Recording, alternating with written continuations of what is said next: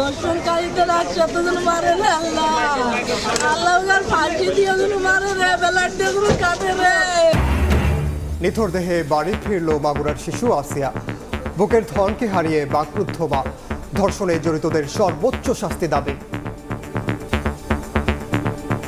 আমার মনে যেরকম বেলারটা কাটছে, গলায় ফাঁস দিয়েছে, ঠিক সেরকম বিচার চাই আমি আপনাদের কাছে। 5-10 বছর আগে আমাদের বোন আসিয়ার মতো যারা ধর্ষণের শিকার হয়েছিল তাদের বিচারগুলো হতো, তাহলে আমাদের বোন আসিয়াকে আমাদের এভাবে হারাতে হতো না। নারীর প্রতি সহিংসতা বন্ধে বিক্ষোভ, মানববন্ধন। বিচারহীনতার সংস্কৃতির কারণেই ধর্ষণ বাড়ার অভিযোগ। 7 দিনের মধ্যে বিচার শুরুর ঘোষণা। জনসম্মুখে দৃষ্টান্তমূলক বিচার হোক। একটা মামলা যে এত দীর্ঘসূত্রিতা, এত বছরের পর বছর চলে আসছে, তার কোনো বিচার নেই। ডিএনএ টেস্ট পাওয়া যাবে, তারপর হচ্ছে পোস্টমর্টেম রিপোর্ট পাওয়া যাবে। আশা করছি 7 দিনের মধ্যে বিচার কাজ শুরু হবে। দেখছিলেন প্রধান শিরোনাম।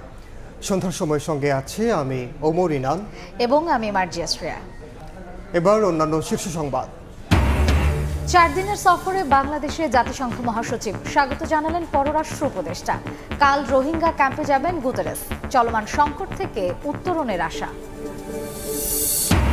বাংলাদেশের নির্বাচন নিয়ে ভারতের অযাচিত মন্তব্য সার্বভৌমত্বে আঘাতের শামিল বলছে পররাষ্ট্র মন্ত্রণালয়। সীমান্তে হত্যাকাণ্ড নিয়ে দিল্লিকে কড়া বার্তা ঢাকার। মডেল মসজিদ নির্মাণেও অনিয়ম। 17 কোটি করে ব্যয় দেখানো হলেও খরচ অর্ধেকেরও কম, জানালেন প্রেস সচিব। এলডিসি থেকে উত্তরণ আগামী বছরই, উপদেষ্টা পরিষদের সিদ্ধান্ত। এবং এবার কথিত বান্ধবীর দুর্নীতিতে দুদকের জালে ফাঁসলেন সালমান এফ রহমান। অবৈধ সম্পদ অর্জনে শেখ হেলাল ও তার স্ত্রীর বিরুদ্ধে মামলা।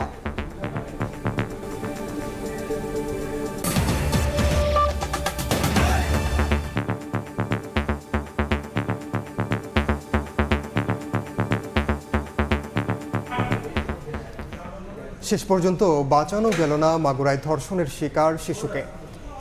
নিথর দেহে বাড়ি ফিরল আসিয়া। মাগুরার নোমানী ময়দানে কিছুক্ষণ পর হবে জানাজা। সেখানে আছেন সহকর্মী লোটাস রহমান সোহাগ। সরাসরি যাচ্ছে তার কাছে। মাগুরায় 8 বছরের শিশুটির জানাজা মাগুরা যে নোমানী শিশুটির লাশ কিন্তু সন্ধ্যা 6টার দিকে মাগুরা জেলা স্টেডিয়ামে এসে পৌঁছায়। এবং সেখান থেকে কিছুক্ষণ আগে কিন্তু এই মাগুরার নোমানী মরদেহ কিন্তু আনা হয়েছে এবং কিছুক্ষণের মধ্যে তাদের জানাজা শুরু হবে। এখানে জানিয়ে রাখি যে এই যে হত্যার ঘটনায় কিন্তু এখানে এই জানাজার পর জানাজার জন্য কিন্তু এখানে এসেছে মাওলানা মামুনুল হক, এখানে হাসরাত আব্দুল্লাহ এসেছেন। আমরা তারা কিছুদিন আগে কিন্তু জানাজার সময় কিন্তু সকলের উদ্দেশ্যে কথা বলেছেন যে আর কোনো শিশু, আর কোনো আসিয়া যেন হত্যার শিকার না হয়, বাংলাদেশে যেন আর কোনো এমন আসিয়া যেমন এমন ধর্ষণের শিকার না হয়, এমন কোনো মৃত্যুর শিকার না হয়। তারা বলেছেন যে বাংলাদেশ সরকার যেন বর্তমান যে সরকার দ্রুত সময়ের মধ্যে শিশুটির হত্যার বিচার করবে এবং দোষীদের সর্বোচ্চ যে শাস্তি সেটা নিশ্চিত করবে। তারা বলছে যে সমগ্র বাংলাদেশ কিন্তু আজকে এই সত্যতা হতো এই যে আসিয়ার মৃত্যু কিন্তু তাদেরকে গভীরভাবে নাড়া দিয়েছে। তো এখানে আমরা দেখেছি যে লাশ এখানে আমার পর কিন্তু মাগুরার যে বিভিন্ন এলাকা থেকে কিন্তু মানুষ আসিয়ার জানাজা এখানে অংশ নিয়েছে এবং এখানে প্রথম জানাজা শেষে কিন্তু দ্বিতীয় জানাজা সোনাই কিন্তু যে গ্রাম, সেই নৈকুন্দি গ্রামের স্কুলে কিন্তু সেই জানাজা এখানে সম্পূর্ণ হওয়ার গ্রামে তাকে দেখতে পাচ্ছেন যে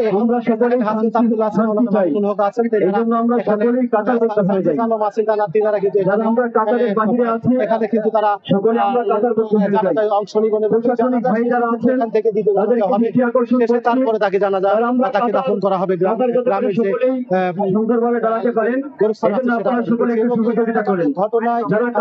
ঘটনায় দেখেছি বিভিন্ন এলাকা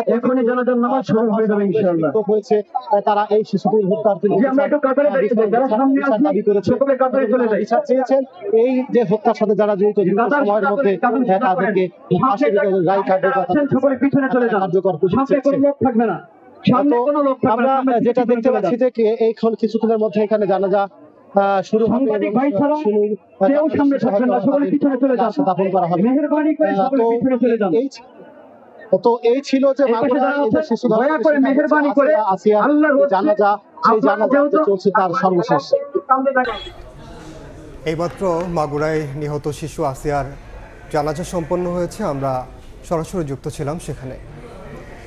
এদিকে মাগুরায় ধর্ষণের শিকার শিশুটির মৃত্যুর ঘটনায় শোক জানিয়ে দ্রুত বিচার শেষ করার নির্দেশ দিয়েছেন প্রধান উপদেষ্টা। ফরেন সার্ভিস একাডেমিতে প্রধান উপদেষ্টার প্রেস উইং এ তথ্য জানায়। মাগুরায় ধর্ষণের শিকার শিশুটির মামলার বিচার কাজ 7 দিনের মধ্যে শুরু হবে বলে জানিয়েছেন আইন উপদেষ্টা ডক্টর আসিফ নজরুল। দুপুরের সংবাদ সম্মেলনে তিনি বলেন, দ্রুত বিচার প্রক্রিয়া শেষ করতে সরকার সব পদক্ষেপ নিয়েছে।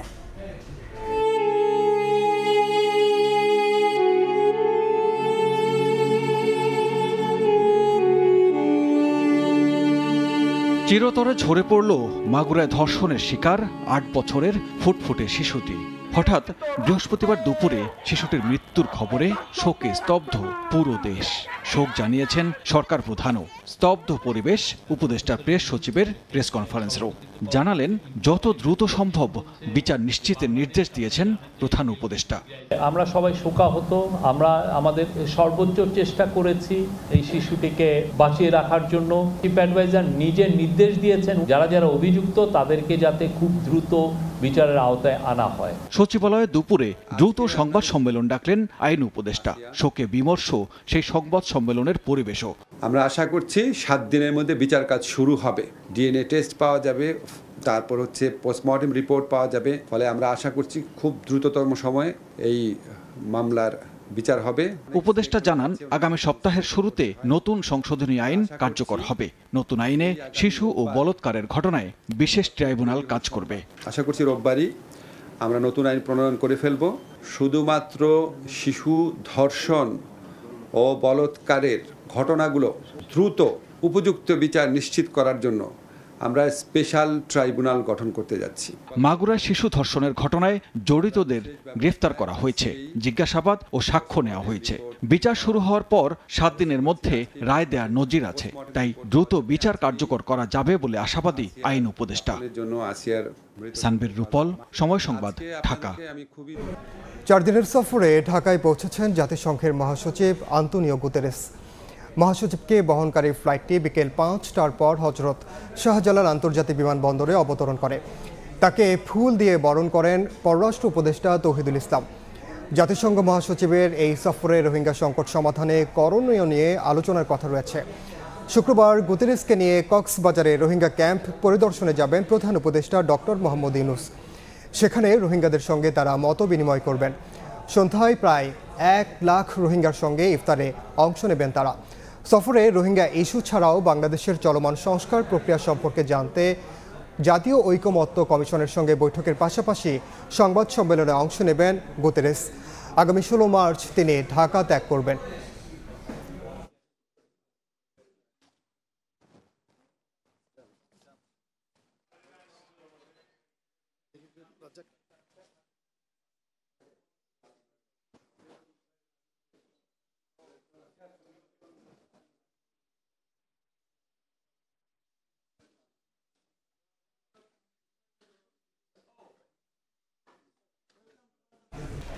শিশু আসিয়াকে ধর্ষণ ও হত্যায় জড়িতদের বিচার দাবিতে ঢাকা বিশ্ববিদ্যালয়ে চলছে মশাল মিছিল।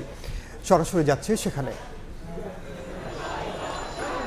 ধর্ষণ সহ সকল ধরনের সহিংসতা এবং সন্ত্রাসবাদের বিরুদ্ধে ফুঁসে উঠেছে বলা যায় ছাত্র জনতা, এবং আমরা দেখতে পাচ্ছি যে আমার পেছনে বিশাল মশাল মিছিল শুরু হয়েছে।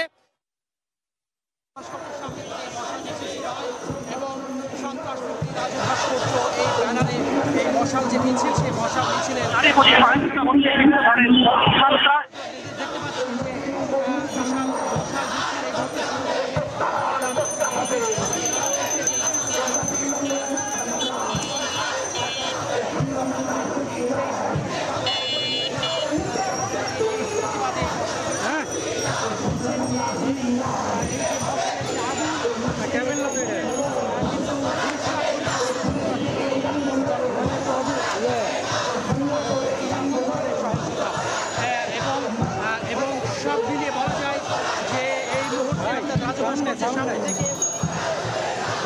ভাস্কর্যের সামনে থেকে এই যে মশাল মিছিল সেটি শুরু হয়েছে এবং এটি ঠিক বিশ্ববিদ্যালয়ের যে সমস্ত এলাকা রয়েছে বিশেষ করে নীলক্ষেত বিভিন্ন ধরনের যে ডিপার্টমেন্টগুলো রয়েছে সকল সেই ভবনগুলোতে ঘুরে এই যে মশাল মিছিল সেটি গিয়ে আবার যে রাজভাস্কর্য সেই রাজভাস্কর্যে এটি শেষ হয়।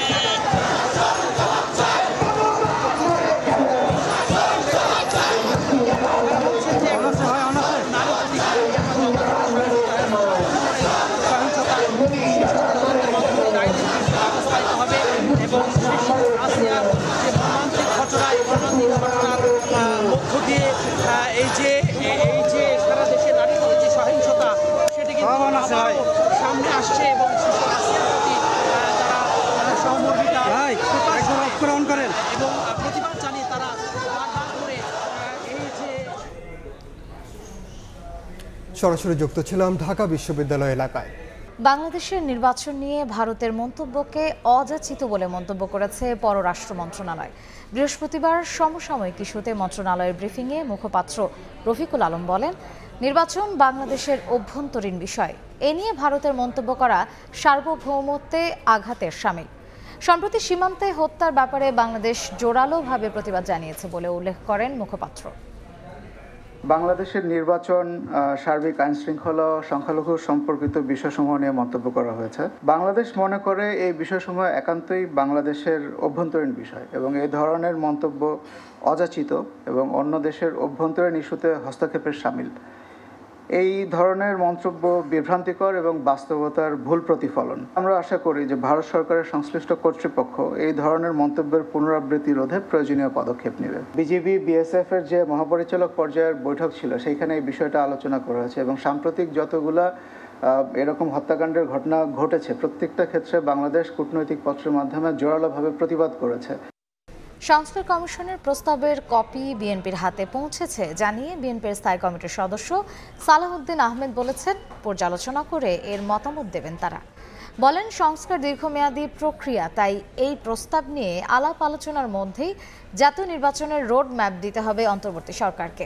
রাজধানীর মালিবাগে রাজনীতিকদের সম্মানে গণ অধিকার পরিষদের ইফতার আয়োজনে কথা বলেন সালাহউদ্দিন আহমেদ।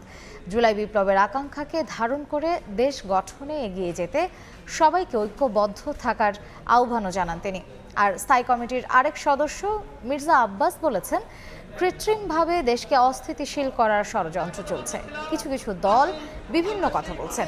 এমনটা হলে জুলাই বিপ্লবের চেতনা বিনষ্ট হবে। সংস্কার প্রস্তাবে ঐক্যমত পোষণ করা এবং ঐক্যমতের ভিত্তিতে, জাতীয় ঐক্যমতের ভিত্তিতে সেই সংস্কারগুলো আমরা গ্রহণ করা, সেগুলো বাস্তবায়ন করা, এগুলো দীর্ঘ সময়ের ব্যাপার। এটা স্বল্পমেয়াদী, দীর্ঘমেয়াদী, মধ্যমেয়াদী সংস্কার বাস্তবায়নের বিষয়। কিন্তু ইতিমধ্যে আমাদের জাতীয় সংসদ নির্বাচনের জন্য সমস্ত প্রস্তুতি নিতে হবে। কৃত্রিমভাবে অসুবিধার সৃষ্টি করা হচ্ছে, চেষ্টা করা হচ্ছে। বিভিন্ন দল একে অপরের দিকে কথা বলছে, কারা ছুটছে। এই জিনিসটা ঠিক না। তাহলে 5 তারিখের যে আমাদের আন্দোলন, আমাদের বিজয়, এটা নিঃশেষ হয়ে যাবে। এবার ঈদে ক্রেতাদের নজর কেড়েছে জনপ্রিয় দেশি ফ্যাশন ব্র্যান্ড সারার পার্সিয়ান টেল থিমের আকর্ষণীয় পোশাক, যেখানে ফুটিয়ে তোলা হয়েছে পারস্যের রাজকীয় নকশা ও আধুনিক ট্রেন্ডের মিশ্রণ। দামে মানে সন্তুষ্ট ক্রেতা, রয়েছে মূল্য ছাড় সহ গিফট কুপনে রয়্যাল এনফিল্ড মোটরসাইকেল সহ আকর্ষণীয় পুরস্কার জেতার সুযোগ। ঈদ উৎসব রাঙাতে দেশের জনপ্রিয় ফ্যাশন ব্র্যান্ড সারা লাইফস্টাইল এবার এনেছে পার্সিয়ান টেল থিমের আকর্ষণীয় পোশাক। প্রতিটি আউটলেটেই মিলছে পারস্যের রাজকীয় নকশা ও আধুনিক ট্রেন্ডের মিশ্রণে সব বয়সীদের জন্য আরামদায়ক ও ফেস্টিভ লুকের নজর কাড়া আউটফিট। সুন্দর কালেকশনগুলো আর একটু ইউনিক টাইপের। ট্রেন্ড দেখলে মনে হয় স্ক্রিন প্রিন্ট, তো ওইটার উপরে ওরা ভালো কাজ করছে। ঈদ কেনাকাটায় সারার গিফট কুপনে রয়েছে রয়্যাল এনফিল্ড মোটরসাইকেল সহ আকর্ষণীয় পুরস্কার জেতার সুযোগ। কিছু কার্ডে ডিসকাউন্ট আছে এবং ক্যাশব্যাক অফার আছে। 4000 টাকা পারচেজ করলে ডিসকাউন্ট কুপন থাকছে। এক্সক্লুসিভ পাঞ্জাবি ও শাড়ি এবার সারার ঈদ কালেকশনের অন্যতম আকর্ষণ। রয়েছে ফ্যামিলি ও কাপলদের জন্য একই ডিজাইনের বিভিন্ন পোশাকের আয়োজন। কামরুল হাসান সবুজ, সময় সংবাদ, ঢাকা। ক্রিকেটারদের মাঠ থেকে বিদায় নিতে না পারায় বিসিবি নয় বরং ক্রিকেটারদেরই দায় দিলেন খালেদ মাহমুদ সুজন। অন্তত ভক্তদের কথা বিবেচনায় রেখে মুশফিক রিয়াদদের উচিত ছিল ঘরের মাঠে ক্যারিয়ারের ইতি টানা। পর্যাপ্ত সুযোগ পেলে এই দুই সিনিয়রের বিকল্প খুঁজে পাওয়া যাবে বলেও মনে করেন সুজন। রিটায়ারমেন্টটা যদি ওরা যদি বলে করতো যে আচ্ছা ঠিক আছে আমি নেক্সট সিরিজে বাংলাদেশের নেক্সট সিরিজ যেটা হবে সেটাতে ফার্স্ট ম্যাচে আমি রিটায়ার করবো বা সেকেন্ড ম্যাচে আমি রিটায়ার করবো, তাহলে না বিসিবি একটা প্রিপারেশন নিতে পারে। সুতরাং বাট ওরা যদি না বলে তাহলে ওরা বিসিবি বা বুঝবে কেমনে? তো বিসিবিকে দোষ দিয়ে কোনো লাভ নেই। যখন একটা ছেলেকে ক্যাপ পরানো হয় মাঠেই পরানো হয়, ঠিক না? যে তার যখন ডেবু হয়, তো খেলাটা ছাড়ার সময় যদি এই মাঠ থেকে বিদায় হয় তো সেটা আমার মনে হয় যে আরও জিনিসটা আরও মানে প্রেজেন্টেবল হয়। ওরা ডিজার্ভ করে মাঠ থেকে রিটায়ার করা আমি মনে করি, এবং আমার মনে হয় যে যারা ওদের ফলোয়ার্স বা যারা ওদের ক্রিকেটকে ভালোবেসে দিন তারাও ডিজার্ভ করে যে একটা বড় করতালের মাধ্যমে ওদের মাঠ থেকে বিদায় দেওয়াটা। এটা সবাই হয়তো বা আমরা যারা সাপোর্টার ছিলাম বা আমরা যারা ওদের ক্রিকেটকে ভালোবাসি বা লাইক করি আমাদের হয়তো বা ছিল এরকম মানে সেই সুযোগটা আমাদের হয়তো হলো না। এ পর্যায়ে শীর্ষ সংবাদ জানিয়ে দিচ্ছি আরেকবার। নিথর দেহে বাড়ি ফিরল মাগুরার শিশু আসিয়া। নোমানী ময়দানে জানাজা, বুকের ধনকে হারিয়ে বাকরুদ্ধ মা। ধর্ষণ হত্যায় জড়িতদের সর্বোচ্চ শাস্তির দাবি।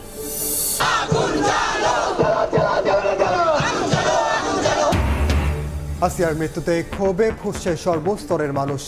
মশাল মিছিল, বিক্ষোভ, মানববন্ধন।